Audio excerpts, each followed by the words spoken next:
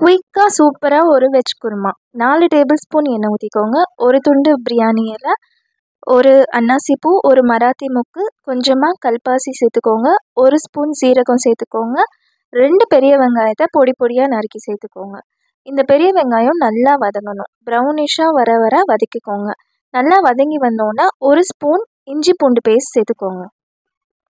இதோட பச்சை வாசனை போகிற வர வதக்கிக்கோங்க. அதுக்குள்ளே நம்ம அரைக்கிறதுக்கு தேவையானது சேர்த்துடலாம். 1/2 ஸ்பூன் சீரகம், 1 ஸ்பூன் சோம்பு, ஒரு 3 கிராம்பு சேர்த்துக்கோங்க. 1 ஏலக்காய், 1 பட்டை, கொஞ்சமாக கசகசா சேர்த்துக்கோங்க. 1 ஸ்பூன் அளவு சேர்த்துக்கோங்க.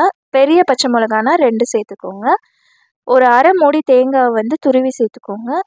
ஒரு 10லேருந்து 15 முந்திரி பருப்பு சேர்த்துக்கோங்க. இப்போ கொஞ்சமாக தண்ணி ஊற்றி நல்லா மைய அரைச்சி எடுத்துகிட்டு வச்சுக்கோங்க.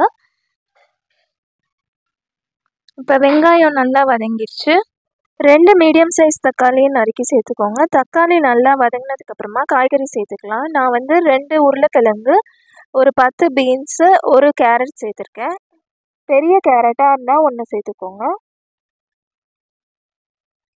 தேவையான அளவு உப்பு ஆட் பண்ணிக்கோங்க. 1 டீஸ்பூன் வெறும் மிளகாத்தூள், கொஞ்சமாக 1/4 டீஸ்பூன் அளவு மஞ்சள் தூள், 1 டீஸ்பூன் கரம் மசாலா, ஒரு 1 டீஸ்பூன் மல்லித்தூள் சேர்த்து நல்லா வதக்கிக்கோங்க. இப்போ உப்பு கொஞ்சம் பத்தல, அதனால ஆட் பண்ணிக்கிட்டேன். நம்ம அரைச்சி வச்ச பேஸ்ட்டை ஊற்றிக்கலாம். கொஞ்சம் கொஞ்சமாக ஊற்றி கிளறி விடுங்க. இப்போ நம்ம குருமாவுக்கு தேவையான அளவு தண்ணி கலந்து ஊற்றிக்கோங்க. நான் ஒரு 200லேருந்து 250 ml அளவுக்கு தண்ணி ஊற்றினேன். ஒரு 2 டேபிள் ஸ்பூன் அளவுக்கு தயிர் சேர்த்துக்கோங்க. நல்லா கெட்டியான தயிராக சேர்த்துக்கோங்க.